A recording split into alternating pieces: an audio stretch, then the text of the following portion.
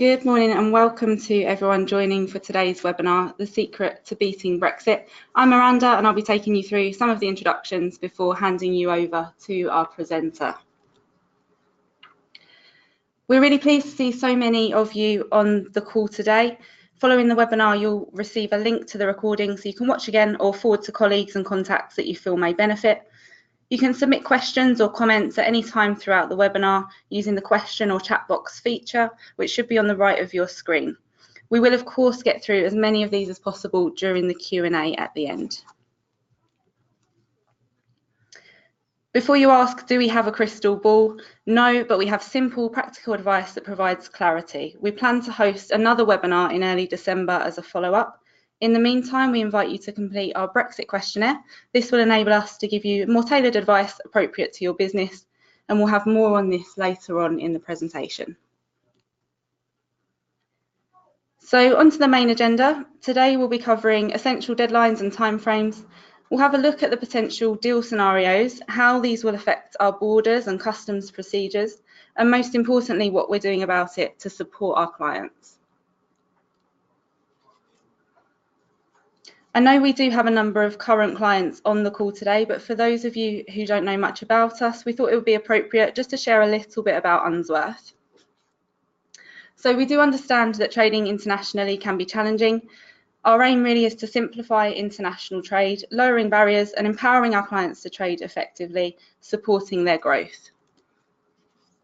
Our mission and our motivation is to be the most customer-focused freight forwarder, putting clients at the core of every decision, every process, idea and innovation.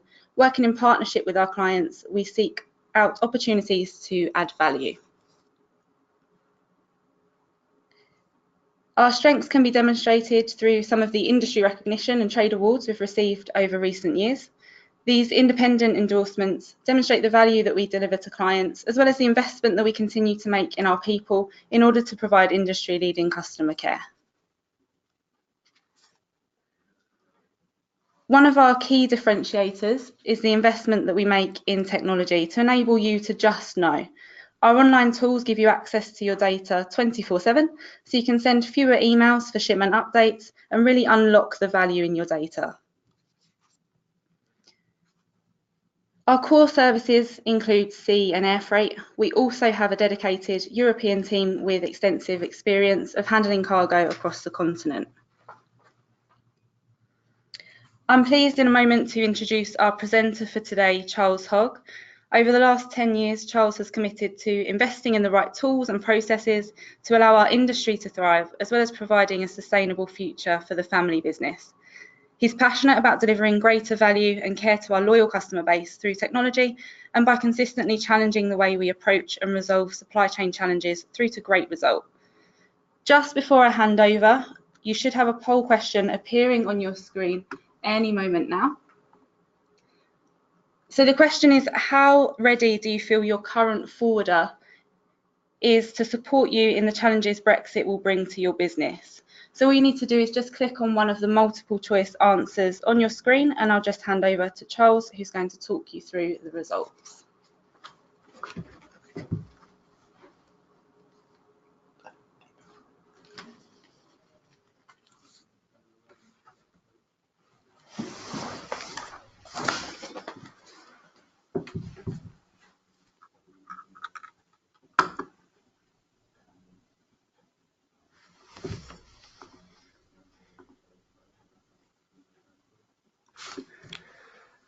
So as Miranda said, there's no crystal ball. And what we want to firstly touch on is some of the poll results.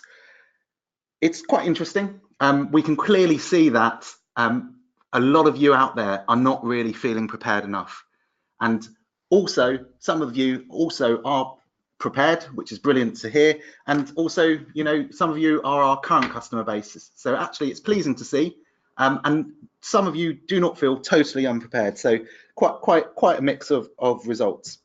As Miranda said, we're going to be touching on some practical, pragmatic de-risking advice for you in terms of Brexit strategy, and also in terms of some of the steps you should have already taken and some of the steps that you should be taking moving forward. HMRC have clearly said that some 190,000 importers and exporters in a post-Brexit environment have yet to complete a customs declaration themselves. We all know that the EU did not accept our Chequers proposal, and in reality, would UK Parliament have accepted it either? Sensible businesses right now are planning for that no-deal environment. It really doesn't matter the kind of customs union that exists. It's clear from Carol O'Keefe of the Irish Revenue Commissioners in terms of what will be required at the border. She has been very clear, customs declarations will be required, and this is what we need to start planning for today. At Unsworth, we try and make things simple for our customers, and we've put together the initials of a first Brexit checklist. It really enables us to assess how ready you are for a post-Brexit environment. Do you fully understand your current European supply chain? Have you started to identify the high-risk lanes that will be subject to delays or costly declarations? And also, have you considered buffer storage? How many conversations have you had with your current forwarders or transport teams or customs brokers? And have you started to put this down into a written board level plan that could be presented down the line? We're all aware that come 29th of March, the UK officially exits the EU. That's less than 5 months away. HMRC recently wrote to every UK VAT member offering some advice. The crux of that advice was speak to your freight forwarder. So I guess that's why you're here today. Don't worry if, as we go through this presentation, you start to feel that you're not as prepared as you first thought. We are really here to say, this is what we should be doing. This is where some of our customers are up to, and this is what we believe you should be doing next. Sometimes it's also useful to put the challenge of the next 5 months into some numbers. The number of customs declarations in the UK is something like 55 million. We and HMRC are expecting that to increase to something like 255 million declarations in a post-Brexit environment. That five-fold increase puts the industry, importers, and the wider community under intense strain. And this is something we all need to start planning for now. It's not only just the customs brokers and physical manpower, it's also the customs infrastructure. We've all heard of Chief and the transition to CDS. They've been very clear in terms of customs have announced they will be continuing both systems to give that increased capacity. But if I take the example of DHL, who daily input something like 35,000 entries within a fixed time window, that currently slows the system down for the hour those entries are processing through. It clearly shows that our infrastructure, even in the back end, is going to be put under intense strain. In terms of numbers, we currently have 150,000 companies that are making regular customs declaration. In a post-Brexit environment, that's likely to double to something like 300,000, potentially creating a lot more demand for customs brokerage services. I've touched very heavily on the customs brokerage side just to sort of get it off my chest, but in terms of what we need to be ready for is this post-Brexit declaration. It's likely to be very similar to a full declaration that you'll see on third country imports from outside of the EU, where a commercial invoice, packing list, commodity codes, proof of origins are required. But actually at a very pragmatic level, do you actually know what's on a particular vehicle arriving from your factory site in Germany or from your manufacturer? Or sometimes, like with many of our customers' cases, they do not know what's on their vehicle as it departs. The reason why this is important is that once it arrives to the border checkpoint, be it Calais, we need to be able to, before that vehicle arrives, have already completed its customs declaration and also push back to the driver saying, this is your entry declaration number. This is a very non-political webinar where we're really not going to be going into the nitty-gritty of what each and every agreement involves, but obviously it's distilled into sort of four very clear options: a no-deal scenario, a Chequers scenario, a Canada +++, and also a deal similar to Norway. The realities of it is no deal is a real distinct possibility, with negotiations hanging in the balance. The government's really emphasising on this, hopefully securing the transition period, But if we really listen to Mark Carney of the Bank of England, he's really saying that it's an uncomfortably high risk of becoming a no-deal cliff edge scenario.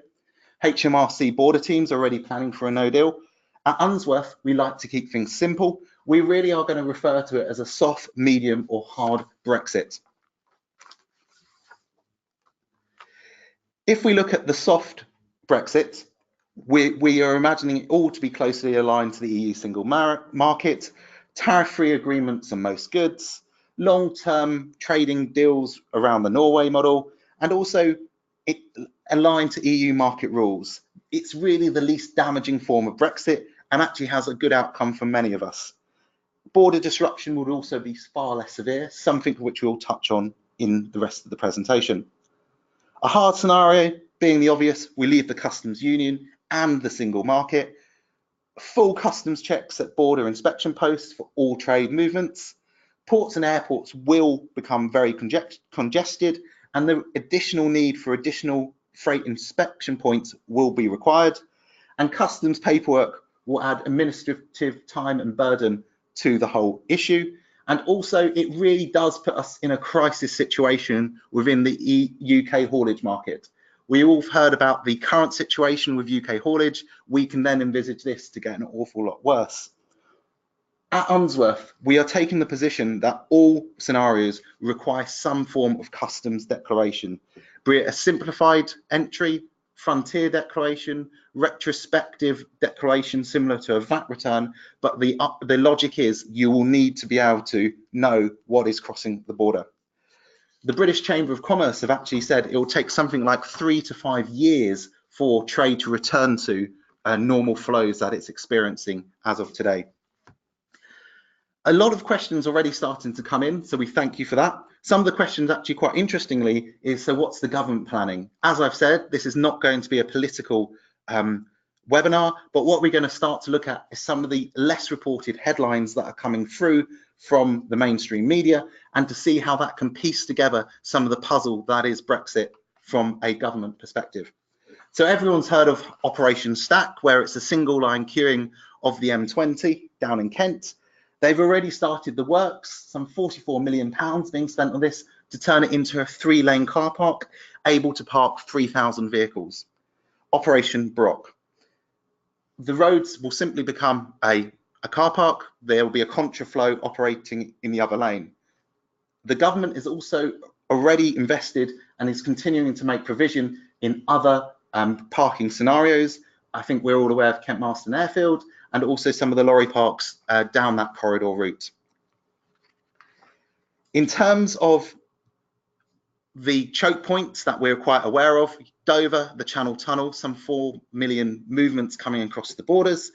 Actually, we want to start to focus and get everyone used to referring to other ports within the UK that do have similar operations as the Channel Tunnel and Dover in terms of a post-Brexit scenario, but also to start considering them as a point of entry for your goods. Not only does it save delays, but also it could be more cost effective and also more environmentally friendly to move things via sea freight on a longer part of the route. The very important thing to understand is the Channel Tunnel and Dover are still not inventory linked like a port of Felixstowe or port of Southampton. Have we signed any trade deals? Actually, yes is the answer. We signed a very exclusive trade deal with Chile in lines of some of the avocado imports and some of the wine that comes in terms of making sure it comes through duty free. Also, we understand that there's a South African trade deal in the process of being signed. So actually, there are some post-Brexit trade deals already being signed, and there's more to be announced. So in terms of borders, I've got a poll for you just to quickly answer, which is, can your current supply chain accommodate the expected delays, which will be something like 10 to 12 days in the first 2 to 3 months? So if you could just kindly answer that, it will enable us to move on.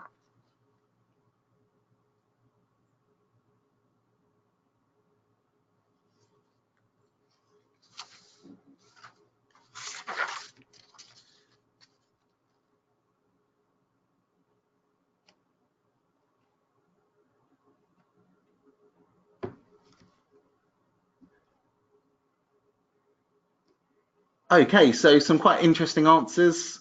So over 50% between no and don't know, which is quite concerning.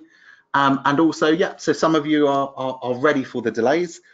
One of the bits I would say in terms of if you're happy to have the delays of 10 to 12 days, do consider the modality shift from road freight to short sea.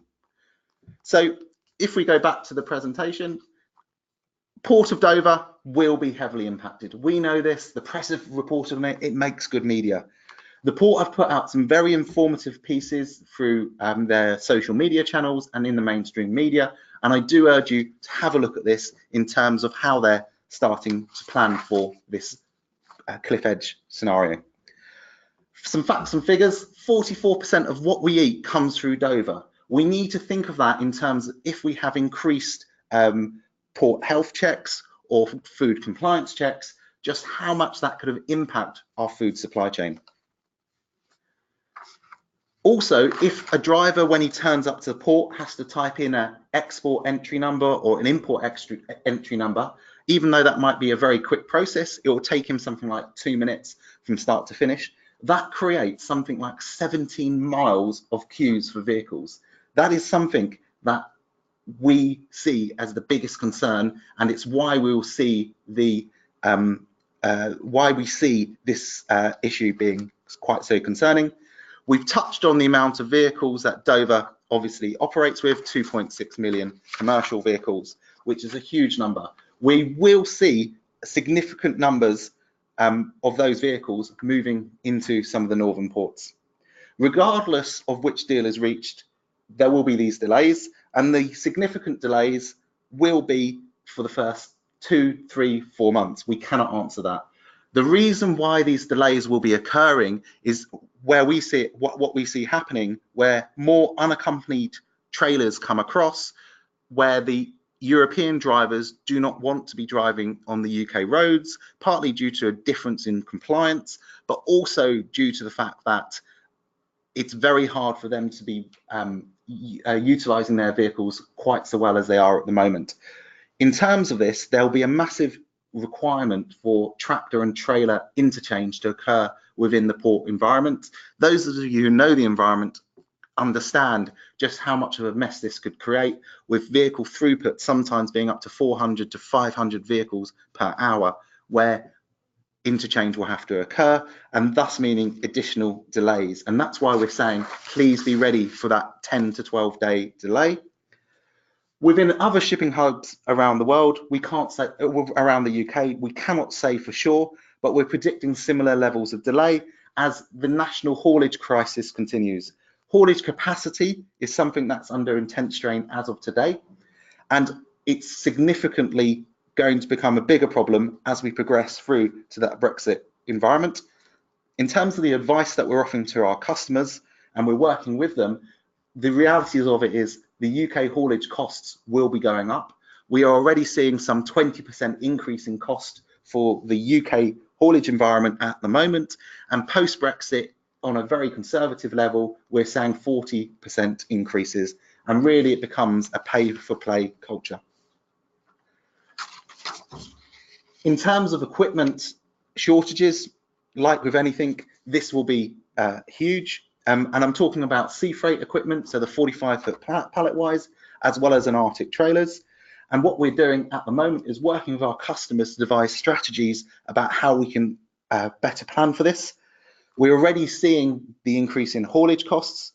There is a considerably lower number of EU drivers currently driving within the UK, and with a reduced workforce, this can only get worse. We need to start at this stage considering alternatives. Northern ports, Hull, Immingham are developing additional routes and additional capacity with larger vessels calling them from mainland Europe, as well as also the UK buyers. We're going to have to change our behaviour of how we're buying.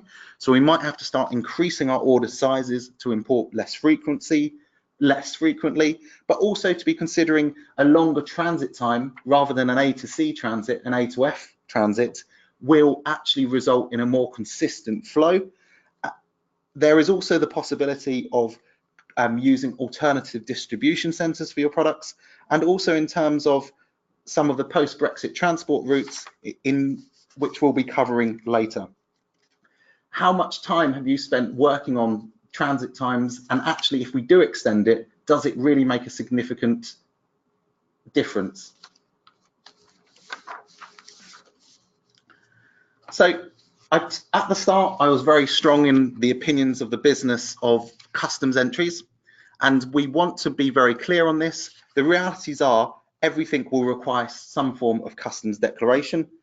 If it crosses a border and there is no single market, it will need some form of a declaration. And as a country or as a community, are we prepared for this? The UK government think not. They've announced £8 million worth of funding to train something like 10,000 additional customs brokers for the March exit. This is a sign that we must take on board, that the government recognises there is not enough clearance capacity within the UK at the moment. VAT, like with anything, you will need to be ready. We've done a lot of cash flow modelling around this with some of our customers, and we are expecting you to have to pay VAT on import or as part of the monthly VAT return process, and so you need to take it into account when you are doing your calculations. The question that has already popped up many a time is in terms of paying duty, and we've got a little poll for you in terms of duty spend. Have you done your minimum and maximum duty spend analysis yet? And if not, why not? But what you need to be considering here is if we enter a WTO rules, you suddenly could have a significant increase in the costs associated to importing products from certain origins, because we're no longer able to rely on trade agreements. As we can see from the poll, many of you have not, so 3/4 of you have not yet done a duty spend analysis. It could be a significant cash cost to your business and also increase the end sale cost of your goods, and it's something that you need to be considering. At Unsworth, we're able to advise you here in terms of putting in place a no-deal backstop plan, which takes into account the best and worst case duty scenarios, and it's something that most businesses boards want to see as part of the backstop planning process. The important thing under the WTO ruling is what applies to one applies to all, and we need to take that into account. The most basic thing, or the first thing that everyone must have already done or needs to do, is really get your EORI registrations in if you have not got one already. Some 130,000 people who trade with the EU still have yet to register. This is business critical. The only thing I can say is if you haven't, do it. If you need any help, please do reach out to us, and it is a simple and a very quick thing to do. I've touched quite a lot on customs declarations, but actually I haven't really given much clarity in terms of what sort of declarations are required. And the reality of it is, in a hard cliff edge Brexit scenario, we're expecting full declarations similar to what you would have to do on a China import, or similar what you have to do for a non-EU export. It's a reverse process.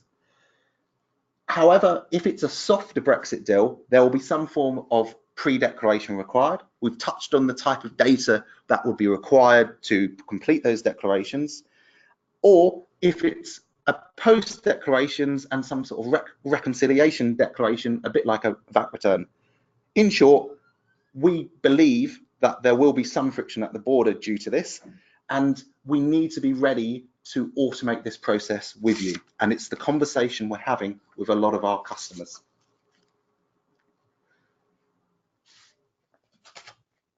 So direct and indirect costs of Brexit. I like to explain it as a bit of an iceberg. The Titanic sank because of it, and it's not actually what you see at first glance that hits you. It's actually what lies beneath. And let's just quickly go through some of the hidden costs of Brexit. The direct operational costs, being customs, duty, VAT, hopefully are very obvious to those on the call. However, it actually becomes more interesting when you're trying to manage this now new customs spend, which can be a significant cost. The indirect operational costs. This includes the cost of the declaration. We are going to see this go up in cost as there is greater demand for that service. The actual labour costs in training the importers and exporters, and also in terms of customs compliance to make sure you are compliant, it all has a drain on your workforce. Talking of compliance, anything to do with HMRC is compliance is king would be my motto. And what I would point out here, an AEO accreditation, to do it or not to do it, I would say it can help you. Why? Because it documents and streamlines your processes, and also it can have some beneficial impacts upon customs clearance timelines. However, good customs management always incurs significant costs, and you do not want to be relying upon your third-party haulier to be processing your own customs declarations, because you do not have visibility and control over what they could be declaring on your behalf. Like with anything, there's an opportunity cost to things. Less cash on hands means you can't always take advantage of opportunities. The lack of free trade might actually mean that you miss opportunities. Finally, the time taken out of the working day to put in place this risk mitigation plan also is a significant opportunity cost through a chaotic exit. So what I'm going to do is actually recap on the challenges and then come on to what actually some of the answers to them are. So more customs declarations will be needed. Heavy data processing and labour cost. The more we can automate this process and the more that we can simplify it, the easier everyone's lives will be. The additional types of entries being frontier declarations, post declarations and pre-declarations require a change in systems, a change in process, and also an additional administrative burden, and also the appointing of a customs broker to deal with these things on your behalf. We've touched on the significant delays that will be occurring at the UK ports. There is not a lot that can be done, but we'll be touching on shortly some of the de-risking factors that can feature in our Brexit backstop plan. And finally, labour. It's without a doubt we're all aware the significant driver shortfall. This will only increase, and also the labour within the UK brokerage market. Here at Unsworth, we're trying to lead the way and we're trying to provide clarity. We're trying to modernise the industry, and part of that is recognising it's a very challenging time for importers, exporters, and also for us freight forwarders. We recognise that there's this growing digitisation within the industry, and you, our customers, are expecting more from us. That is why we are responding as quickly as we can. We have recently announced a £250,000 investment programme into new IT systems, new data integration, and also new visibility systems, which all help us in a post-Brexit environment. The transparency of information and the intelligent use of your shipping data enables us to better advise you. It genuinely sets us apart from what is a very opaque industry. So Unsworth, what are we doing and how can we help you? Hopefully this is the most interesting part of what we're going to talk about today in terms of some of the systems, some of the processes that we're adopting with many of our customers.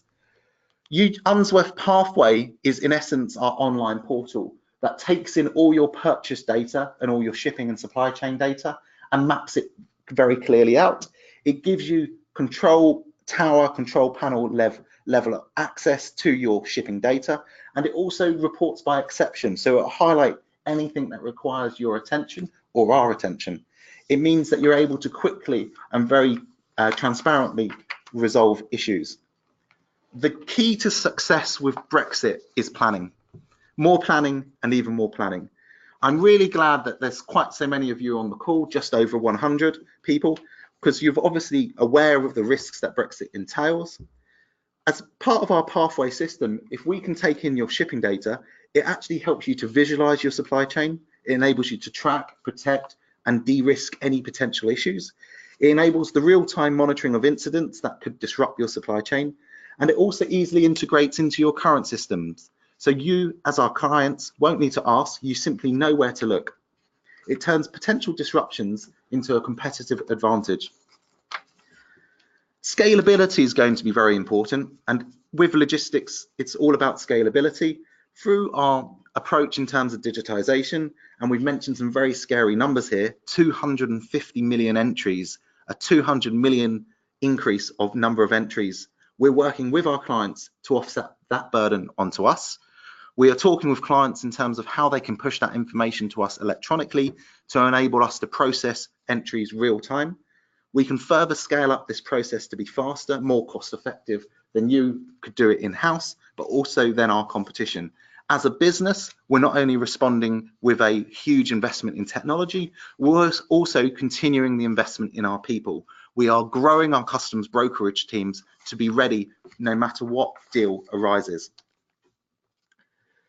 It's very obvious that at the first stages of Brexit, your supply chain could be clearly effective. The best de-risking and strategy that I can advise is increase your UK stock holding. Here within Unsworth, we have something like 320,000 square foot of fully racked storage space available, which can accommodate just shy of 90,000 pallets at the moment. It has two benefits. Obviously, it enables you to leverage your buying power and place larger orders, but also maintain that competitive edge over your competitors who might not be as prepared as you are in terms of being able to fulfill orders. One thing I would say is, in terms of buffer storage, please do speak to us now. It is under increasing demand, and there is now starting in certain parts of the UK being a lack of storage space, especially sites accredited for food. The best thing that I know many of you done is actually some of the supply chain mapping. Supply chain mapping is really the first step we would do with you if you wanted us to take you through a Brexit planning process. We need to know where your inputs and outputs come from, and also understand what product category and commodity codes they fall under to help you assess the possible tariff implications that might apply. In actual fact, many businesses have built up very long, complicated supply chains where these are not all to do with the EU, but actually quite considerable sections of them have a level of movement of goods through the EU. The key to success here is digital. We have some of the industry leading supply chain mapping software. It's now time to really understand your supply chain. What you really need to consider here is how the goods currently enter or leave the UK, which ports and when. Will facilities be available to cope with the administration and delays? If it's to do with food product, how would you provide the documentation for the authorities? And also, do you have sufficient warehousing capacity to accommodate the increase or the surge of flows? In terms of know your product, I would also say, does your current IT system give you the level of transparency and visualization and detail you will now need? What I mean by that, at the moment, I guess you don't really mind where your truck from Poland might take 3 days or 3 days and a few hours, but actually you now need to know who the driver is going to be turning up to the Calais border checkpoint and when they're going to turn up, so the entry can be queued up. And also in terms of conveying back to that driver, the entry clearance number is all going to be additional administrative burden. Whatever the outcome of Brexit, it's wise to start planning now to not only remain competitive in this very challenging market, but also if we start to run some of the scenario planning exercises with yourselves, you'll start to realize that we need to start working on a trial basis from as early as January to make sure all our Brexit plans work and that all parties are able to communicate with each other and there's no issues in regards to it. I touched very lightly earlier on modality shift, and what I mean here is changing road freight consignments to short sea or even rail.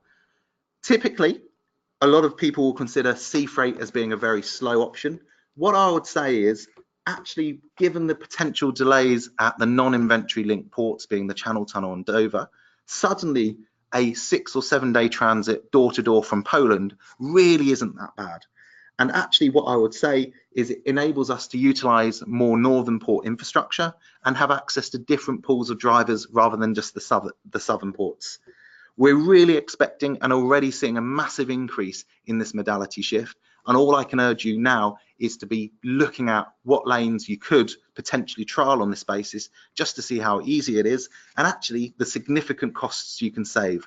Short sea is something like 30% cheaper than road freight in many scenarios.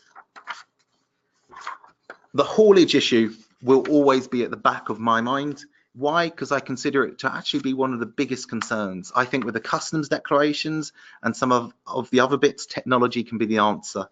The physical driver shortage is really what's going to be holding everything up.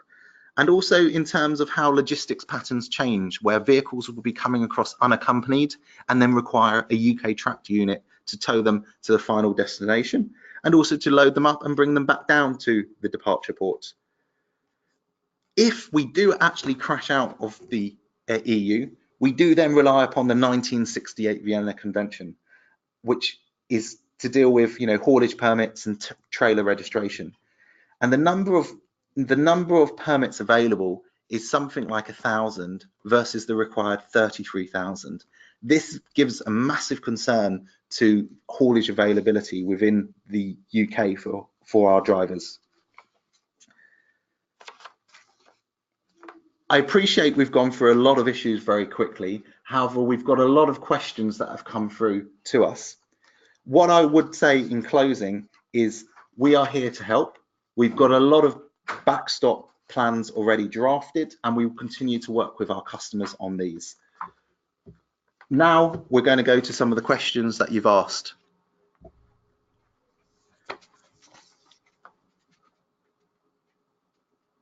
So our first question is, what if we have a transition agreement? Will we stay in union until 2020? Yes, that is the case. I think that's hopefully quite a clear answer there. What I would say is, as a good business, we've really got to be planning for the worst case and also best case scenario. As part of UNSWR's Brexit backstop planning process, this is something we do take into account. However, we need to focus on the next 5 months to make sure you all have your backstop plans in place. How dependent are we on HMRC to provide a solution to increase number of declarations? Question from George. Yes, their answer is they do have the solution. We've got 2 customs processing systems. We've obviously got Chief, which is the old customs declaration system, and also we've got CDS, the new customs declaration system, which in theory gives us enough capacity to process the number of entries that we'll have to be processing. The biggest issue I've got is we currently do not have clarity about how those entries will look like. And in terms of that, we can only guess at what we need to be ready to have, being the commercial invoice, a packing list, a commodity code, and proof of origin.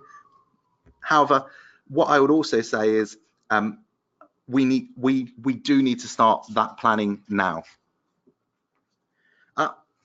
I appreciate Angus has asked the question in regards to, are you dealing with exports? Yes, we are. We've actually focused it quite strongly on an import perspective and also around Dover. For sure, it's not an exhaustive webinar. It's simply to highlight some of the issues that you will be facing. What I would say in terms of some of those issues are actually a lot of the Calais situation we haven't got clarity on. The French have not given us much clarity. But if we're getting queues on the Dover side on our exports, we are expecting then queues on the Calais side for our imports, because obviously how the border works. In terms of putting together de-risking strategies for exports and imports, the overall Brexit backstop plan that we work with you, if you want us to, really does address that. I've had a question from an Isabel in regards to how can we apply for a deferment account. It's quite a straightforward process. You do not need a deferment account. It does speed up the process. As a customs broker, we can pay the duty out through our account, and in essence, you pay us. And at this stage, it doesn't actually feature as part of the backstop planning position because it isn't business critical. There are a few more business critical things that need to happen before we go down a deferment account route. But if you do want advice and hand-holding through this process, we can help you in the initial applications and then introduce you to the various finance partners that can set those up for you. I've had another question in from Steve. I've been approached by a Brexit consultant. Do you think they're good value or afford us up to the task? Yeah, there are, Brexit is proving to be very lucrative for certain consultants, because at the end of the day, a business stop scenario is very costly. And what I would say here is actually us as the freight forwarder are able to really help you. Unsworth has a dedicated team here to walk you through and compile a backstop plan. In terms of that, it is a bit of a templated process which involves the supply chain mapping and then also identifying the choke points and then working through solutions to avoid them becoming business critical choke points. We've had quite a number of questions related to the Irish border, and really at this stage we decided not to comment on the Irish border within this presentation because actually clarity isn't there, and deep down on a very personal level I do not know.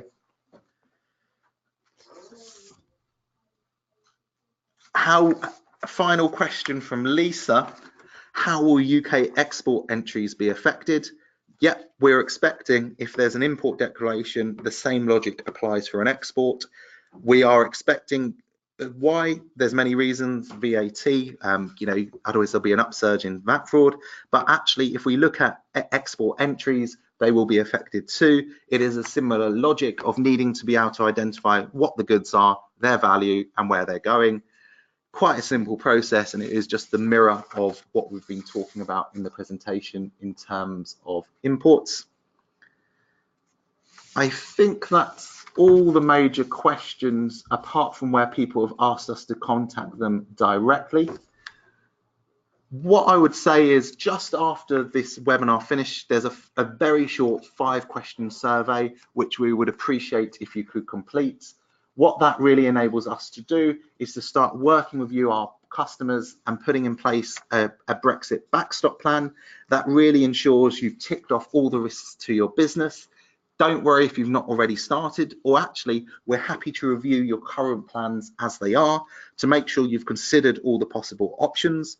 We're also starting to work into starting up Brexit working groups with customers in similar industries and also product groupings, because you're all facing very much similar challenges. As Miranda said, we'll be running an updated webinar, probably in early December, post the hopeful November treaty, which should provide us further clarity. But in the meantime, please do get in touch with us before it's too late. I provide you with my contact details, my contact phone number, and also email address. Please do reach out. We want to meet you face to face. We want to talk with you just so that you are ready. And as a business, we really do care. And we also want to look at how we can optimize your supply chain and hopefully save you some money along the way. And that's it for us. Thank you very much for listening.